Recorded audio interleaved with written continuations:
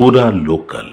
విశాఖపట్నంలో ఉండే వాళ్ళ ఆదాయం ఆంధ్రప్రదేశ్ రాష్ట్రంలోనే నెంబర్ 1 లో ఉన్నారు. నా ఉద్దేశం విశాఖపట్నంలో ఉన్న, హెచ్చర్లలో ఉన్న, ఇచ్చాపురంలో ఉన్న మీ ఆదాయం పెరగాలి, అందరూ సమానంగా ముందుకు పోవాలన్న ఆశయంతో పనిచేస్తున్నామని చెప్పి నేను మీకు తెలియజేస్తున్నాను.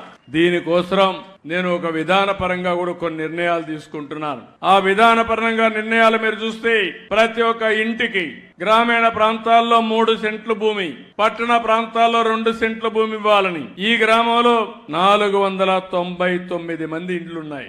ఇందులో మీరు చూస్తే 18 మందికి ఇంటి జాగాలు లేవు.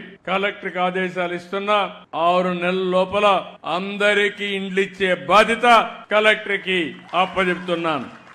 ఇంకో పక్క 371 ఇండ్లున్నాయి, 170 పర్మనెంట్ ఇండ్లు లేవు. ఏదైనా పాత ఇండ్లు, పెంకుటిండ్లు ఉంటే కూలిపోతా ఉంటే ఆ ఇండ్లు కూడా ఇవ్వాలి. మొత్తం పర్మనెంట్ ఇండ్లు ఇచ్చే బాధ్యత, ఇండ్లు కట్టించే బాధ్యత యంత్రాంగానికి అప్పచెప్తున్నాను. ఇంకో పక్క మరుగుదొడ్డులు నేనే ప్రవేశపెట్టాను. ఒకప్పుడు ఊరికి వస్తే స్వాగతం పలికేది రోడ్డంతా మరుగుదొడ్డే. అక్కడి నుంచి మార్పులు తీసుకొచ్చారు. మా ఆడబిడ్డలైతే తెల్లవారితో మరుగుదొడ్డు పోతే మళ్ళా సాయంత్రం పోయే పరిస్థితి. ఇక్కడైతే కట్టాం. ఇప్పుడు కూడా ఈ గ్రామంలో 91 లేవు. నేను ఒకటే మీ అందరికి విజ్ఞప్తి చేస్తున్నా, రాష్ట్రం అంతా చేస్తున్నాను, ఇక్కడ చేయాలి. 91 మరుగుదొడ్లు కట్టుకోవాలి, దాన్ని ఉపయోగించుకునే బాధ్యత మీది. శాంక్షన్ చేయమంటున్నానని చెప్పి కూడా నేను మీకు తెలియజేస్తున్నా. పవర్ కనెక్షన్లు అయితే 604 ఉన్నాయి. మీ ఇంటి మీదనే మీరు కరెంటు తయారు చేసుకునే అవకాశం ఉంది.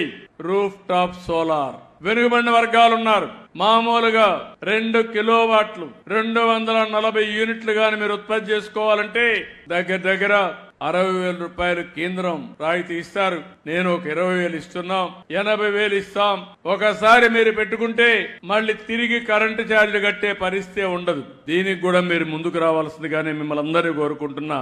ఇంకో పక్క ఇంటింటికి గ్యాస్ 572 ఉన్నాయి, 32 లేవు. ఆ 32 కూడా శాంక్షన్ చేయమంటున్నా.